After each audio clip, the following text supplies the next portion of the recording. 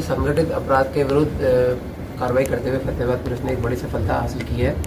जैसा कि यहाँ पर सभी लोगों को विदित है कि एक बहुचर्चित पॉन्जी स्कीम फ्रॉड जिसके संबंध में 67 नंबर FIR 16 मई 2025 को सदर रतिया थाने में दर्ज हुई थी और इसमें पहले भी 2 आरोपी अरेस्ट किए जा चुके हैं, बलविंदर एवं जसवंत। इसमें जो मेन मास्टरमाइंड है सुखदेव, डॉक्टर सुखदेव इनको अरेस्ट किया गया है। He allegedly is a physiotherapy doctor और इसमें लगभग 80 करोड़ रुपए के आसपास का फ्रॉड लगभग 2934 लोगों के साथ किया गया है और इसमें कई व्यक्ति पहले भी आए हैं जिनके साथ ये फ्रॉड हुआ है, तो इनसे आगामी पूछताछ की जाएगी रिमांड पर लेकर। जो विक्टिम है सर अपने यहीं के एरिया के हैं या किसी अन्य राज्य के भी हैं? मैक्सिमम विक्टिम यहाँ के ही हैं, मैक्सिमम विक्टिम यहाँ पे ही हैं और इन्होंने जो उनको प्रलोभन दिया वो ये दिया कि भाई आपके पैसे डबल कर दिए जाएंगे और शुरुआत में किसी एक व्यक्ति के पैसे इन्होंने डबल किए जिससे लोगों को प्रलोभन हो गया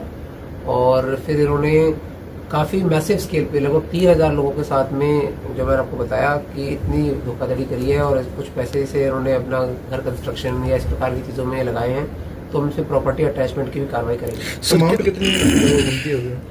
देखिए बेसिकली क्या करते थे, ये 2934 लोग हैं, इनकी 5000 रुपये से लेकर 1 लाख रुपए में ID बेचते थे इनको, किसी से 5000 ले लिए, किसी से 50,000 रुपये ले लिए, इस प्रकार से। और फिर वो पैसे इनको बताते थे कि वे आपको डबल कर देंगे या इतना रिटर्न दे देंगे या इस प्रकार की जो बातें बताते थे और वो उसको बताते थे कि भाई आपको स्टॉक मार्केट में इन्वेस्ट करवा देंगे अलग अलग तरीके से, और वो इन्वेस्टमेंट होता नहीं था and they diverted the money for their own personal gains और उसको खुद पर्सनल कंजम्पशन में या अन्य जो चीज़ें हैं जो अभी उनके सारे एसेट्स वगैरह उसके बारे में पता करेंगे। बट काफ़ी यहाँ पर जो गाँव वासी थे, पर्टिकुलरली सहनाल गाँव के और आसपास के बहुत सारे लोग मेरे पास अनेकों समय पे मेरे पास आए हैं कि भाई लोगों के काफ़ी पैसे इसमें लगे हुए हैं। तो मैं मानता हूँ कि भाई इनको पकड़ने से जो भी रिकवरी होगी उससे काफ़ी लोगों को रिस्पाइट मिलेगी। जो मेन एक्यूज जाने वाले कंपनी का MD यही मतलब इन्होंने बेसिकली कंपनी बना रखी थी, Sheeshpal frontline consultancy and services private limited.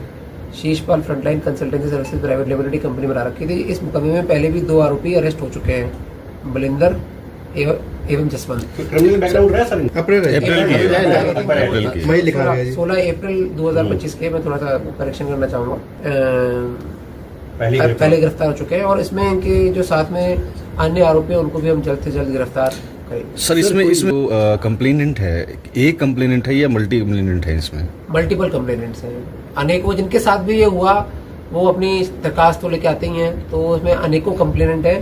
Basically यहाँ पर पहले भी एक फ्यूचर मेकर करके एक फ्रॉड टाइप हुआ था, तो उससे इनको लगा कि भाई हम भी इस प्रकार का काम करते हैं। तो मैं आपके माध्यम से ये भी बताना चाहूँगा कि कुछ ऐसे जो युवा होते हैं वो गलत रास्ते पे चल देते हैं और संगठित अपराध की दुनिया में पहुँच जाते हैं और ना सिर्फ इससे उनके घर वालों को और बाकी समाज को भी बड़ा नुकसान होता है। तो निवेदन सबसे ये रहेगा कि इस प्रकार की जो चीज़ें हैं इसमें ना संलिप्त हो, क्योंकि कानून इसके संबंध में बहुत सख्त है और देर सवेर ये इस प्रकार की चीज़ें उजागर हो ही जाती है और फिर नियमानुसार कार्रवाई अमल में लाई जाती है। रिकवरी भी है कुछ इसमें सर? अभी कल इनको अरेस्ट किया है, तो इसमें रिमांड लेके फिर जो भी रिकवरी होगी, जहाँ पर भी इन्होंने पैसे इन्वेस्ट किए, क्योंकि काफ़ी बड़ा अमाउंट है, तो इन्होंने क्या इन्वेस्ट किया है, जैसे इन्होंने कुछ बताया है कि घर में कंस्ट्रक्शन में या शादी में या अलग अलग चीज़ों में जो भी इन्होंने इतना बड़ा अमाउंट किया इन्वेस्ट कहाँ पर है, तो वो भी पता करने का पूरा प्रयास करेंगे। तो उससे इन्होंने 2 लाख रुपए लिए थे और उसको कुछ समय में आई थिंक 1-2 महीने में 5,30,000 रुपए दिए जैसे इन्होंने बताया है। तो इससे लोगों में वो लोगों को लगने लगा कि भाई ये पैसे इस प्रकार से डबल हो जाते हैं इस प्रकार से, तो फिर उसका इन्होंने मिसयूज किया।